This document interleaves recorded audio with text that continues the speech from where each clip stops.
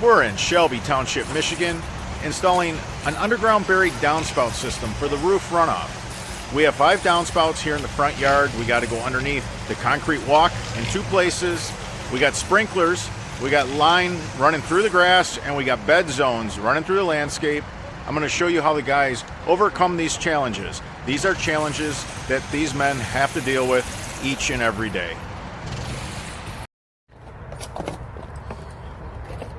You can see what Patrick did. He went ahead and cored the driveway. There's the core, concrete cores. So there's a piece of concrete right here.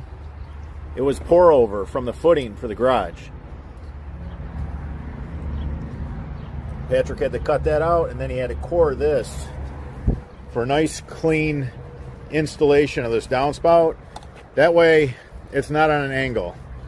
The eye picks up on that, and it's just very unsightly. So we're very particular when it comes to installing our underground buried downspouts. We don't want it to take away from the house. So to get under the sidewalks, you guys just take this auger.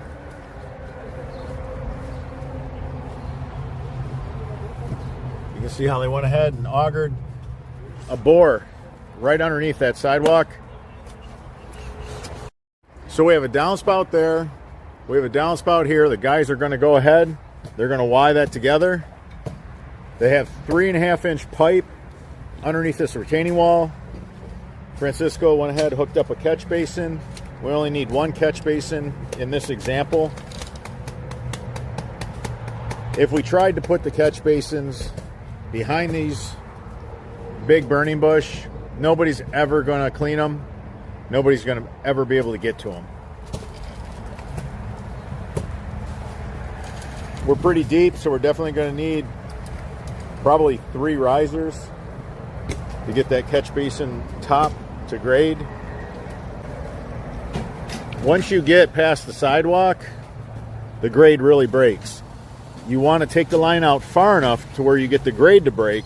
You want the top of the pop-up to be below 90% of your run. That way you're not holding water.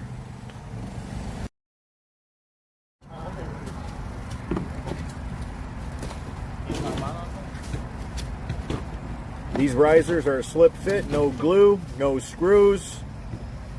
Each one is a 2-inch lift. There's 3 risers, and that brings us to grade. Francisco is going to pour some pea stone underneath that catch basin. So Francisco dug the hole really deep, and the catch basin is suspended. The pea stone is just going to roll underneath the catch basin. There's going to be a bed of pea stone underneath the catch basin. Make sure your line is always at the bottom of the trench. Never pick up the catch basin and let too much pea stone roll under it, because then this line will be off the bottom of the trench. You want this line to make contact with all of the trench so that you don't lose your perfect slope. So this is really important. Can't stress that enough. Just tuck the rest of that fabric over top of the pea stone, and now you can backfill with dirt. It's as simple as that.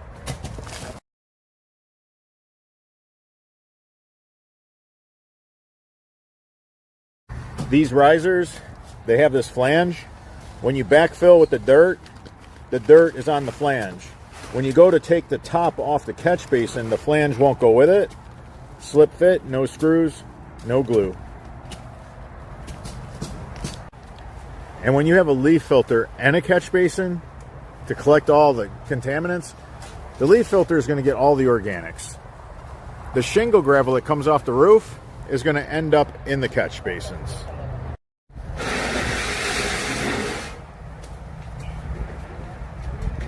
So Francisco is going to cut a hole in the fabric, and then he's going to pull the pipe through that hole. He's going to be able to connect a pop-up emitter to this. We're not going to put any tape on this pop-up. Never tape a pop-up emitter on the line. It's going to move all the bulk water, and then when it's done, when the rain is done, when the storm is done, the little bit of water that's left in this fitting can leach away in this bed of stone. We're going to build a leach field. It's a mini dry well. Keep in mind our 3.5-inch pipe. It's our thickest pipe. It's our strongest pipe. It's heavier than our 4-inch. When we made the 3.5-inch pipe, there were some benchmarks that we wanted to hit, and we achieved everything that we wanted to achieve with the 3.5-inch pipe. This is a perfect example of how to install a pop-up emitter. The fabric is going to keep the dirt from migrating in the stone. This leach field is going to work flawlessly.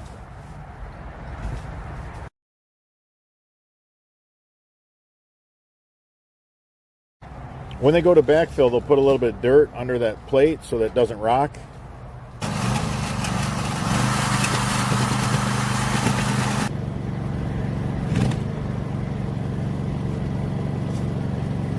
And this is the easy way.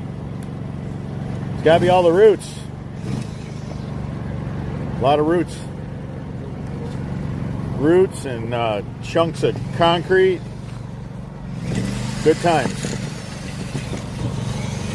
A lot of chunks of broken concrete.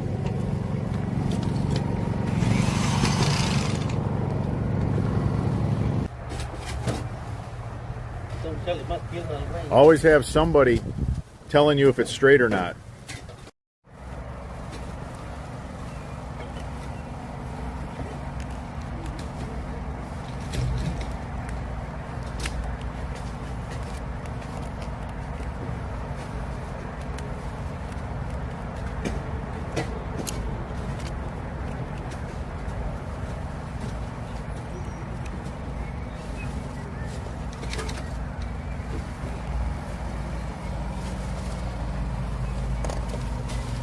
You want to tape the end before you push the pipe under the sidewalk. That way you don't fill it full of dirt.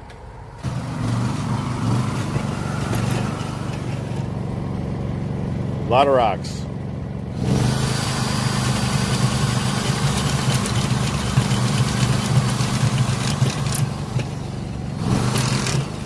Hey, if it was easy, everybody'd be doing it.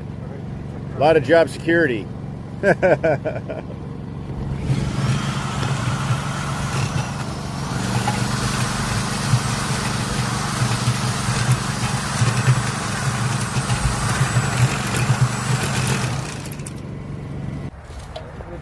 Of course there's a sprinkler right where the Y needs to go. Why wouldn't there be? All the time, yeah. Yeah, all the time. All the time gotta be. Right where we need to put a Y fitting. Yep.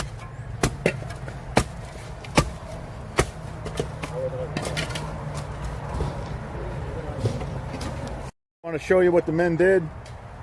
So right here, they hooked up a Y, and they got it underneath the sprinklers, but we didn't have to, lose our slope. The men were able to keep good slope. You can see they raised the sprinkler lines.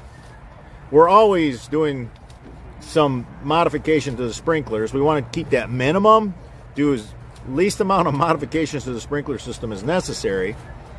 We want to keep it as we had found it, but we're able to arc that line a little bit and raise it up. Now always put a lot of tape on this hub right here, because when this is running water during a big rain and this is running water during a big rain, it's going to hit right here, and all that water from two pipes is going to try to funnel its way into one pipe, and it can. Through fluid dynamics, it's what's known as the mass flow rate, and it will accelerate and pick up going through this portion of the Y. When you have two flows that neck down to one, it'll actually speed up so that it keeps up with the flow. But you really want to tape this hub a little extra, because that hub's going to see some extra stress on it. All right, the guys pulled this under the sidewalk. Look at this. Look at all these rocks. Look at what they went through to get that pipe under the sidewalk. We actually took the clutch out in the drill. Good times. Francisco's taking care of this pop-up emitter. Let's go take a look at some of this other stuff before it's covered. The guys move fast. All right, they got under this sidewalk. They're getting that catch basin in place. Right here, this is how we tie two downspouts together. You see the Y that Juan's taping. He's gonna Y that right in. We got roots and all kinds of things in the way. All right, so this is going really nice. You can see how the men packed all the dirt in, walked it in.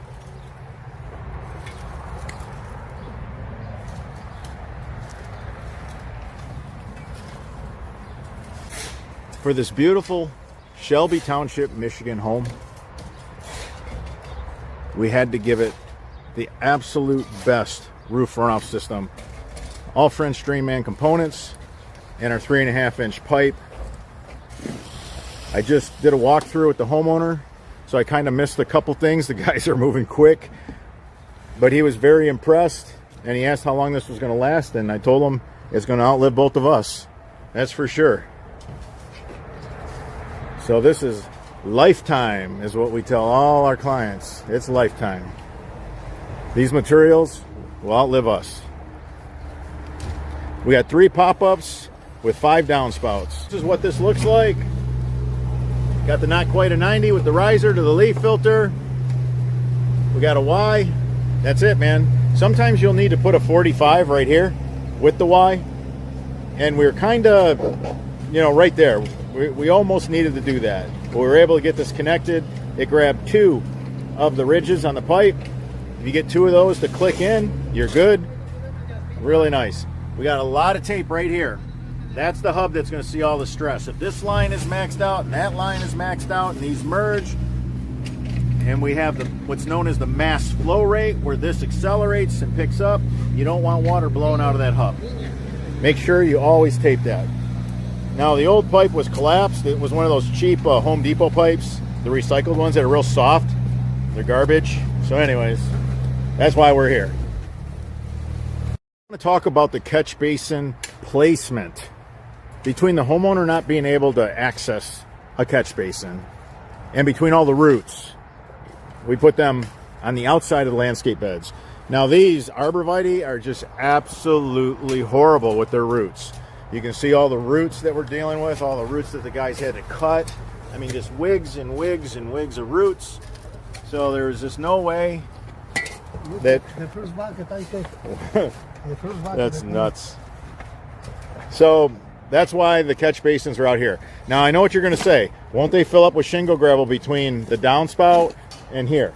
And if it was 4-inch pipe, you would be absolutely correct. But it's 3.5. So we're going to have really good flow. We're going to get that shingle gravel to make it to this point. Every time we have a really hard rain, that shingle gravel is going to make it to the catch basin. Right here, same problem.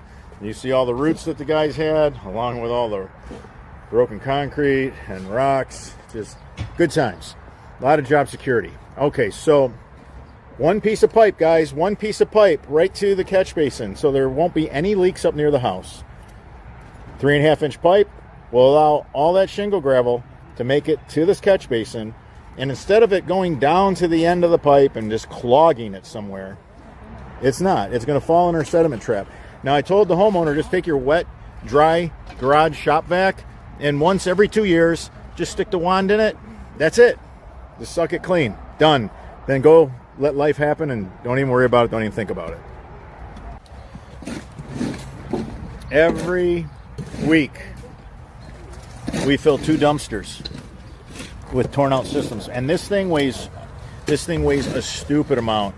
It's so full of shingle gravel. It's no wonder it quit working. It collapsed, and then it's just full of shingle gravel. So this was a Home Depot special. You know, that's what you get with the landscaper. That's what they're going to do. If you want a really good quality drain system, call the French Drainman crew, or call an installer that will use the French Drainman products if we don't service your area.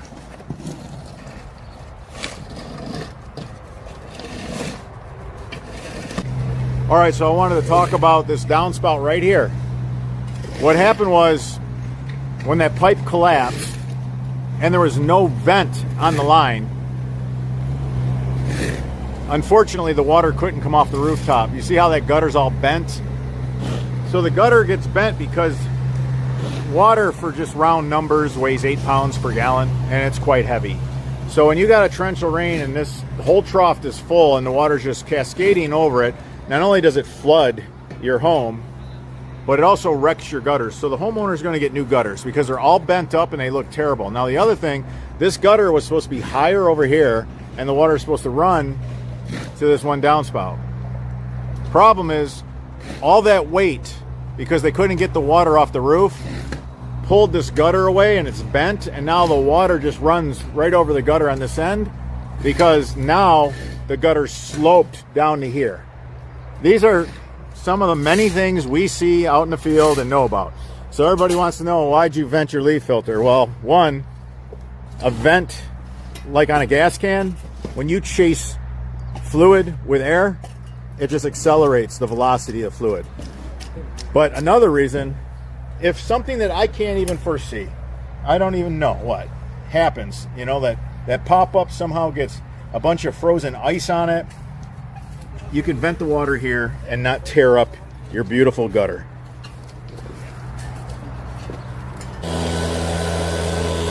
So we got to blow all the dirt out of the grass.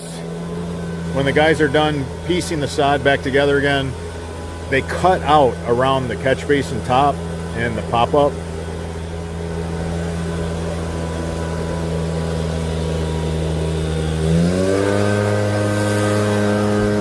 So they'll blow all the dirt out of the grass and they'll walk this down.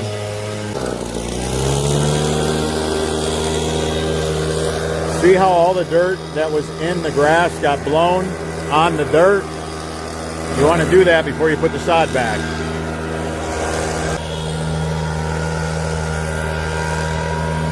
Looking real nice.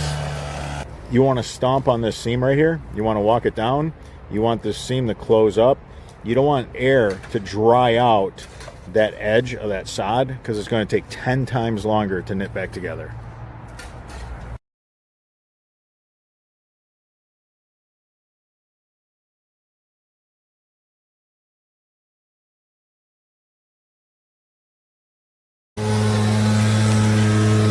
Let's see what's inside.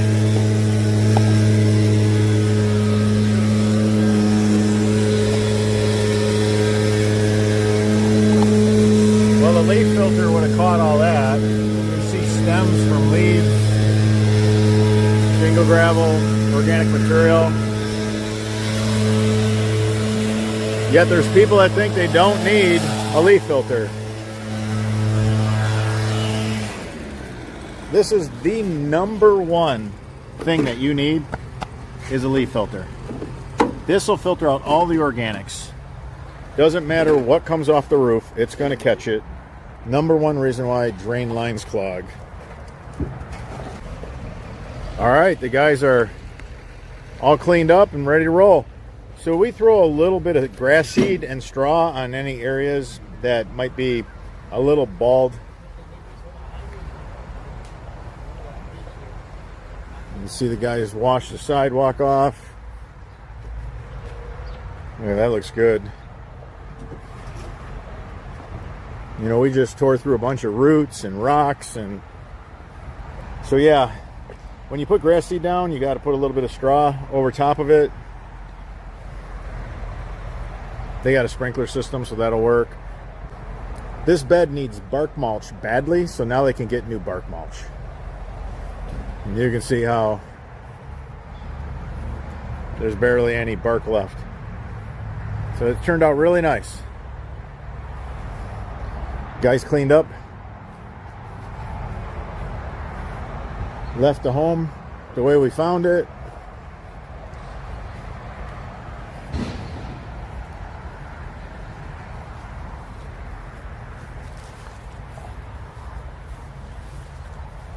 Look at that, nice and straight. Those black leaf filters look really good with this rich color, this brick veneer. Love it. Another quality job done by the French Drainman crew. If you need this service in Shelby Township, Michigan, give us a call. If you enjoyed this video, give us a thumbs up. It supports the channel. If you have any questions regarding this installation, leave them in the comments section. I'm your host, Robert Sherwood, and until the next video.